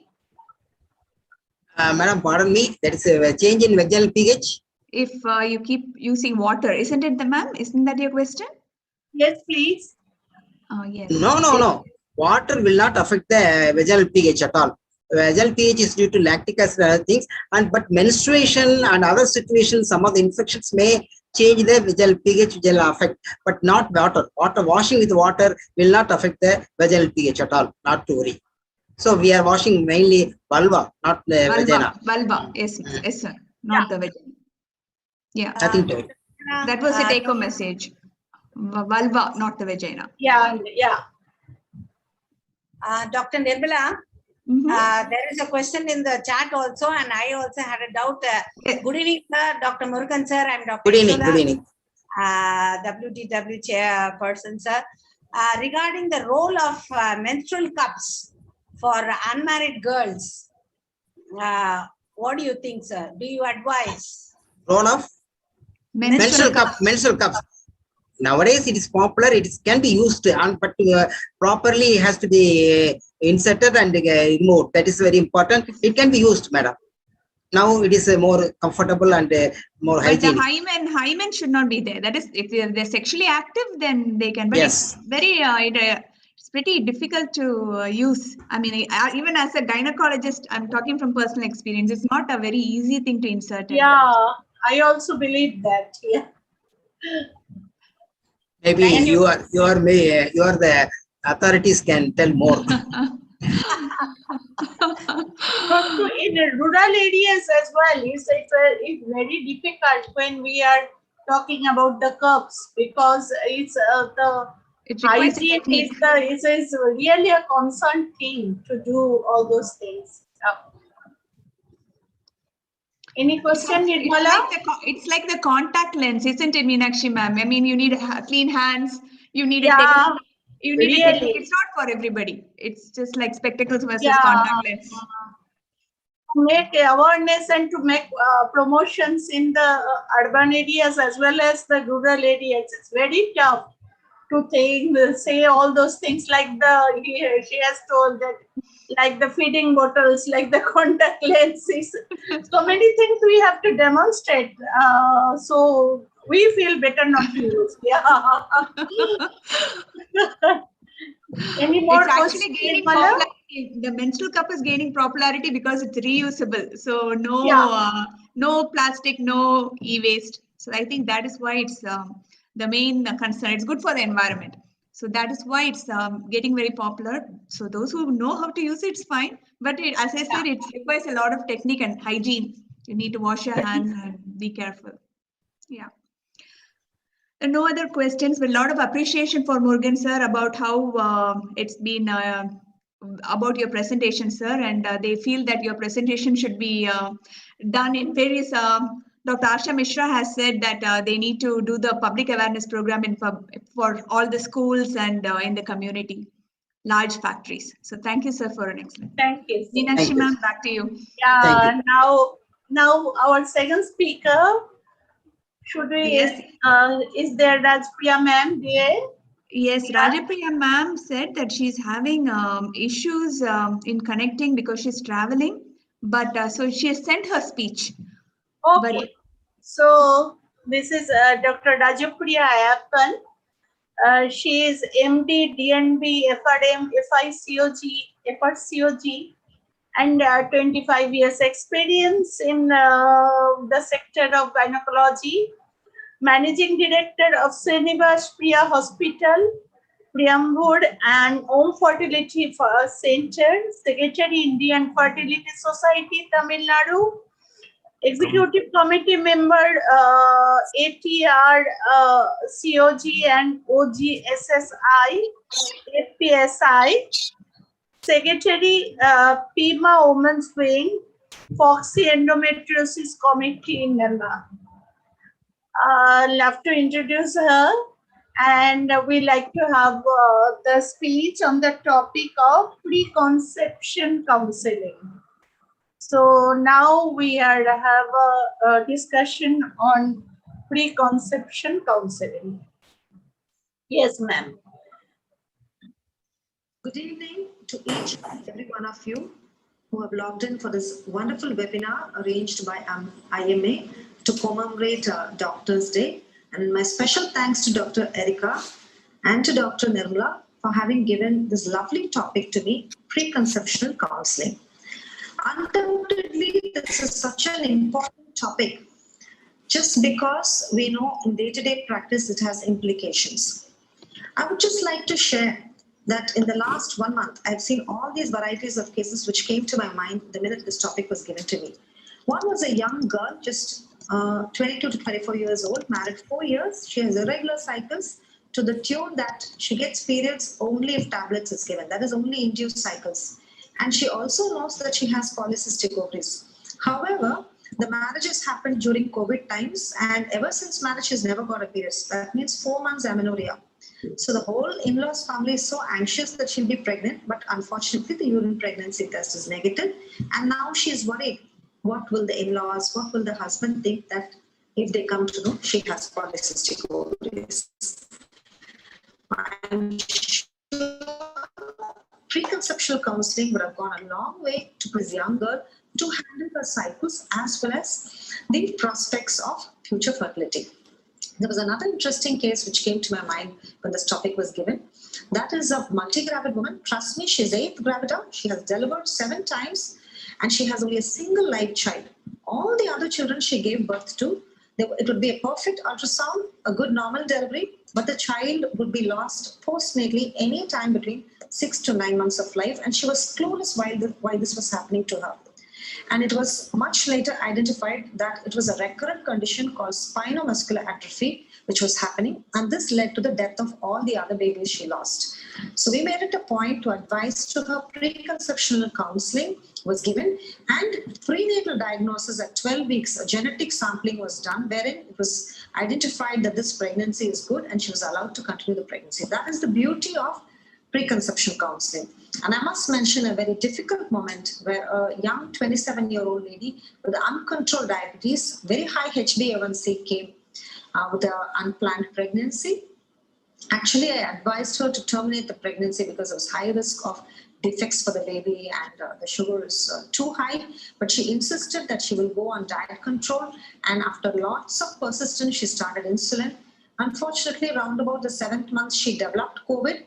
And you know, COVID was with diabetes as a comorbidity had a very bad prognosis. And within 2 weeks, she succumbed and lost her life to COVID. So trust me, preconceptual counseling is here to stay. We have to imbibe it in our day-to-day practice. Now, what about WHO's thoughts on preconceptional care? WHO firmly believes since 2013, it has to be part of regular care given to mothers who are aspiring to go through a successful pregnancy. And this should be started as early as possible ahead of pregnancy. Sometimes we do it 2 months before they plan pregnancy, but it's also to be sensitized.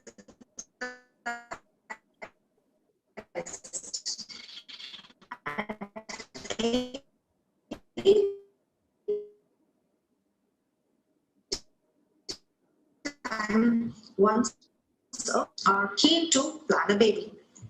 Also to give a very positive outcome aspects. A newly married couple are keen to know about their sexual health, protecting themselves from unwanted infections, and they also want to know that they are ready to have a baby, like they want to financially stabilize and then have a baby. So depending upon their aspirations, they may want to postpone a pregnancy for a year till they stabilize and then plan a baby. Accordingly, it is an opportunity to give them an advice about sexual health, when ovulation happens, what is the safe period, and what is the kind of contraceptive option they can be given. Similarly, they may have a pre-existing fertility risk. The lady may have polycystic ovaries, or she might have had an endometriosis which has been operated, or the guy might have an orchidectomy where the semen parameters are compromised. So these are all opportunities where we bring it to light that the subfertility is at stake. So they need to understand what is their fertility potential, accordingly plan their pregnancy. And so pre-existing medical illnesses like asthma or epilepsy, where appropriate drug changes may have to be advised. So pre-existing surgical illness and medical illness, we always ask the history and pre-treatment history. She might have irritable bowel syndrome, or she may be taking some drugs for allergies, where we need to again sensitize that how this can have implications when she's planning a baby. And a serious concern in current COVID times is mental health, whether mentally they are in good health, they're not on any medications. A lot of them are taking medications for depression. It is important for us to understand that aspect. And nutritional balance. I mean, you have to have the optimal body mass index. So if they're very obese, they need to lose weight. If they're very lean, they need to go on a good nutrition balance. So all this is discussed in pre-conception counseling.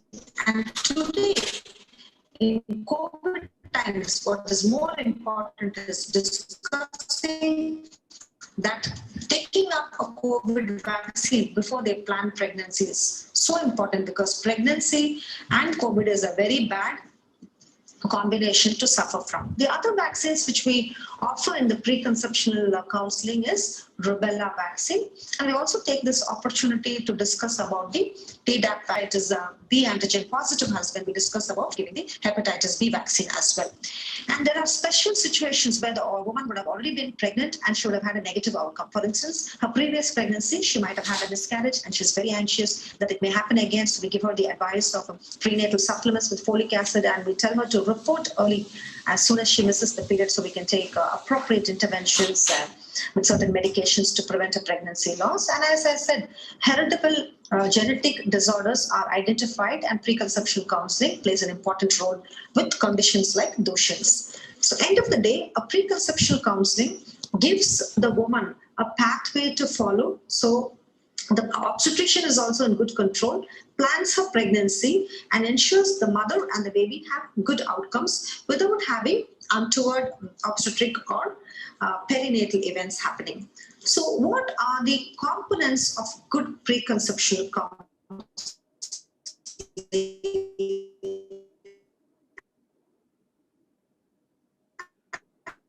Care. It is, of course, nutritional balance with importance of body mass index between 19 to 24. You screen for genetic disorders if they have family history of disorders. Screening for chronic illness, they may be even having a family history of illness. There may be family history of certain heritable defects. And what about infectious diseases? Sensitizing them towards bacterial vaginosis, candida infections, and treating them. Psychosocial health and good mental, offer them the vaccines. And health. With respect to nutrition, believing in either a vegetarian or non-vegetarian diet, so good dietary advice, correcting the various deficiencies, and ensuring that salt is also iodized, and promoting exercise and good lifestyle changes are important. And certain habits are to be deferred. No? They might skip meals or not take a balanced nutrition. We have to educate them about it. And one huge important impact of preconception care, which we are all observing today, is giving them 0.4 milligram of folic acid 2 to 3 months before they plan a pregnancy has gone a long way in preventing neural tube defects. And all obstetricians and nutrition people have clearly understood that a good balance of empty chest, taking folic acid, vitamin B12 and vitamin B6 balance has become so important, thereby hyperhomocysteine is prevented, thereby neural tube defects, preeclampsia, and IUGR have come to good control. Now, what about the vaccines? Vaccine outreach program is so good that most pregnant women do know that they have to take tetroxide. They cross the first trimester. They are also aware today that the COVID vaccine has been allowed by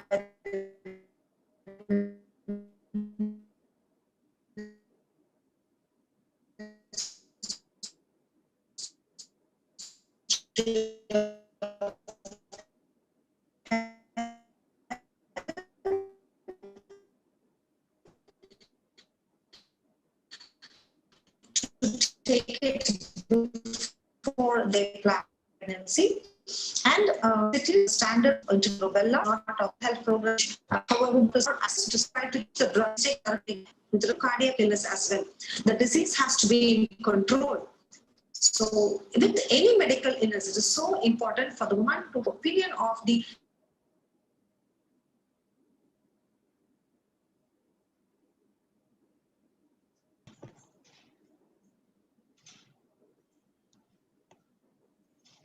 Erika?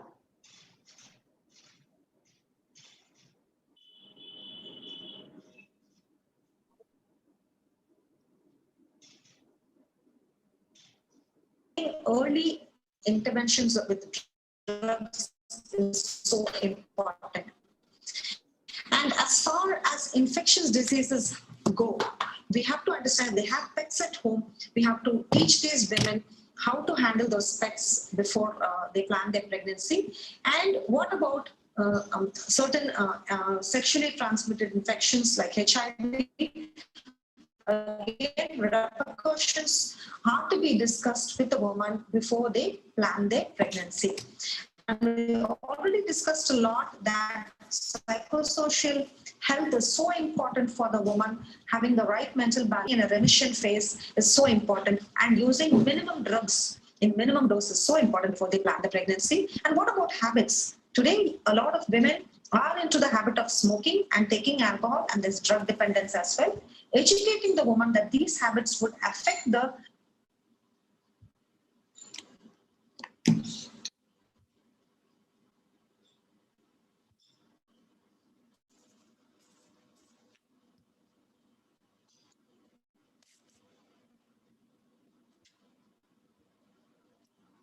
So I will just conclude Madam's lecture. Basically, we call this as Planned Parenthood. Here, the gynecologist's role is to identify sexually transmitted diseases, genetic disorders, previous pelvic surgery, and possible subfertility in male and female. So we do relevant blood tests, semen analysis, all the necessary vaccines as she recommended, provide health education and guidance on a healthy pregnancy, offer sex education, family planning advice, identify a bad obstetric history, identify all the chronic ailments, treat them before the woman plans a pregnancy, and if any pelvic or genital surgery is to be done, review the medical and the family history and the genetic diseases, find out if the patient had any history of psychiatric disorder and take appropriate care, arrange for a special consultation if required, and preconception nutrition must be optimal. So basically, information, education, and counseling is very, very important. So let's be prepared. And I really thank Dr. Rajpriya for sending in her video, even though she was not able to make it in the last very moment, so that our program is not. Thank you, everyone.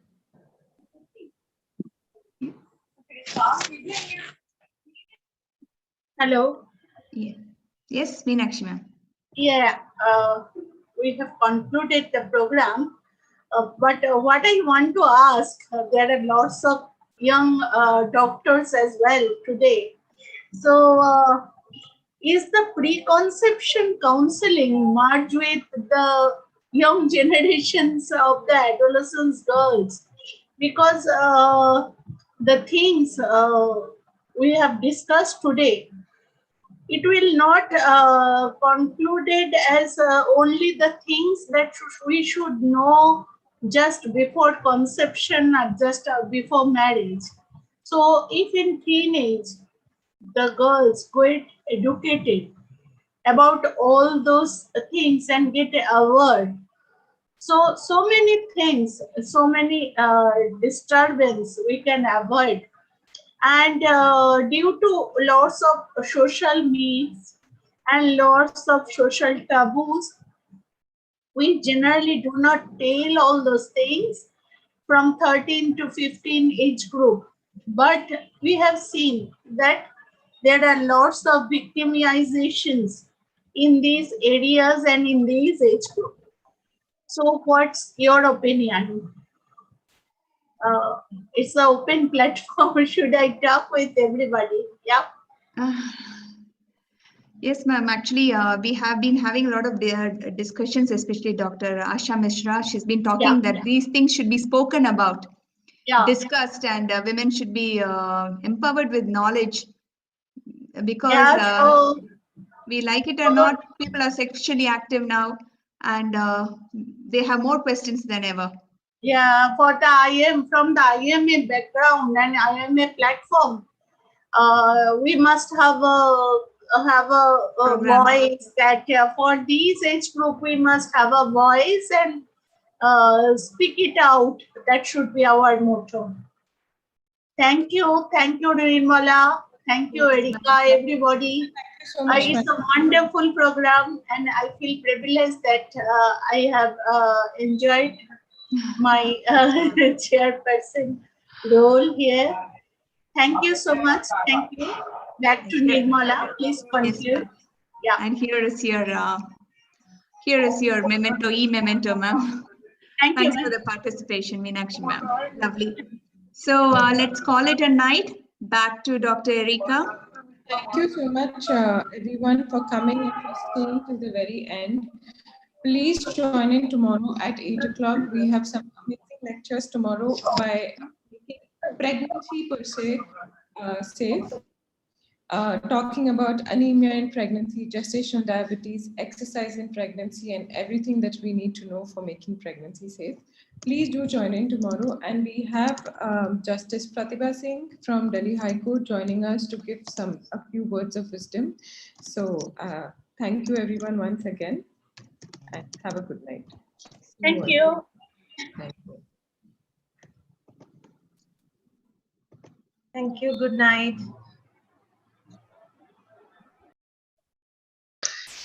Good night. Thank you.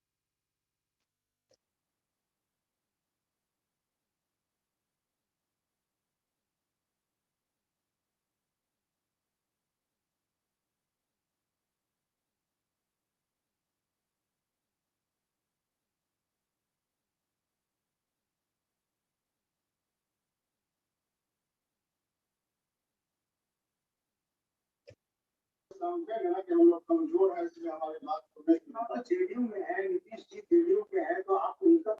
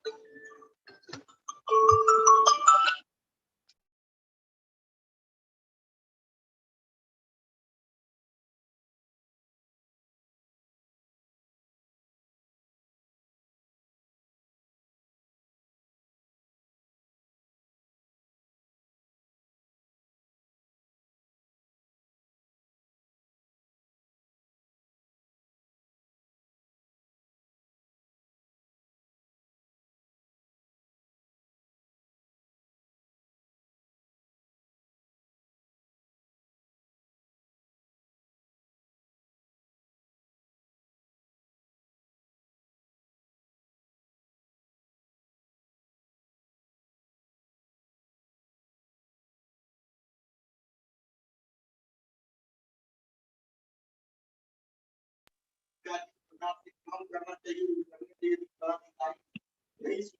Genuine पदाधिकारी ऐसे होते हैं जिनके नजर में जनता के काम को प्राथमिकता न दे करके ज्यादा जो है सो इसलिए जनप्रतिनिधि को कठिनाई। आपको भी लगता है कि विधायकों का मंत्रियों का जो सम्मान है वो कम हुआ है इस अफसरशाही की वजह से? कुछ तो अफसरशाही नहीं। आपको लगता है कि अधिकारी कई जगह को समझे बिल्कुल ये कहने की बात नहीं है, ये आम जनमानस की बात जनप्रतिनिधियों की कौन सुनी जाती है और ये जनमानस जो आवाज आती है तो समय कहीं ना कहीं बात उनके सामने मार्केट में जाती है वो भी तो जनता